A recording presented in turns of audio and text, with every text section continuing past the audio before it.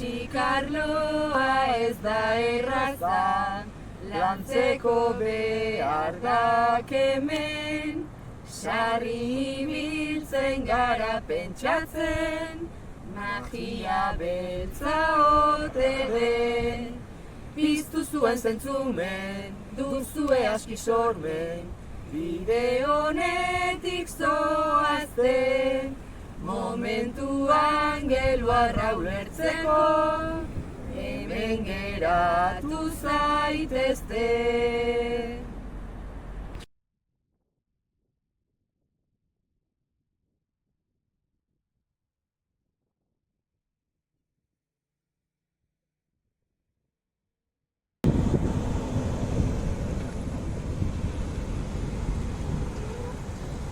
Kaixo!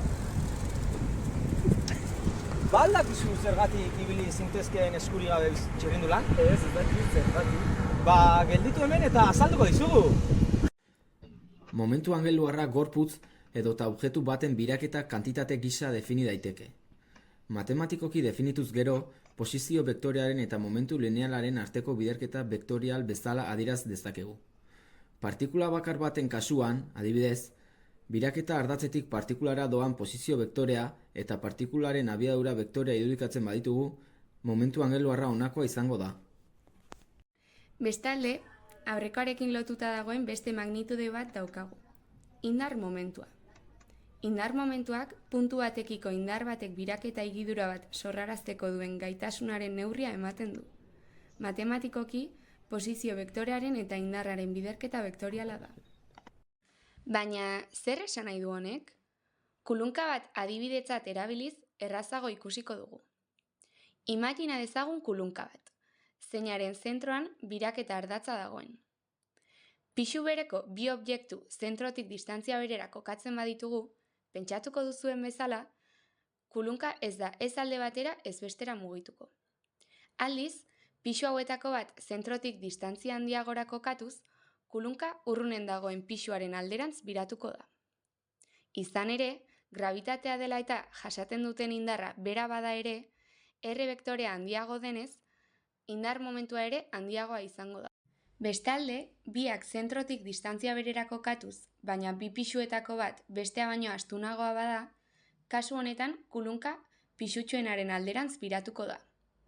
R bera bada ere, F indar handiagoa denez, M ere handiagoa izango delako.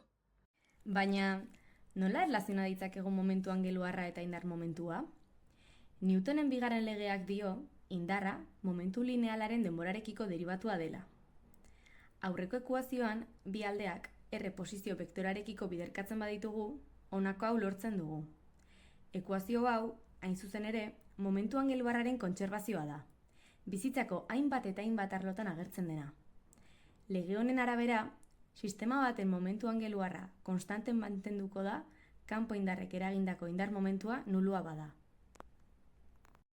Txirrindulariaren adibidera itzuliz, gurpilak abiadura handian biratzen badira, txirrindulariaren edo sistemaren momentu angeluarra oso handia izango da. Hori dela eta, kanpo indarrek eragindako indar momentuak ere oso handia izan beharko du momentu angeluarraren eragina gainditu eta txirrindularia botatzeko. Izan ere, momentu angeluar honek txirrindularia orekan mantentzeko joera du. Txirrindulariaren abiadura txikia bada aldiz, indar momentu txikiagoa beharko da txirrindularia desegonkortzeko, eta txirrindulariak bizikleta gainean izan dezakeen edozein perturbazio txiki nahikoa izango da oreka egoera apurtu eta lurrera jausteko. Orain ulertu dut, ez nekien momentu angeluarra interesgarria izan zitekeen. Ba bai, hala da.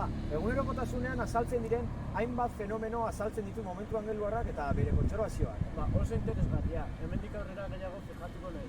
Eskerrik asko azalpenagatik. Ondo ibili lagun!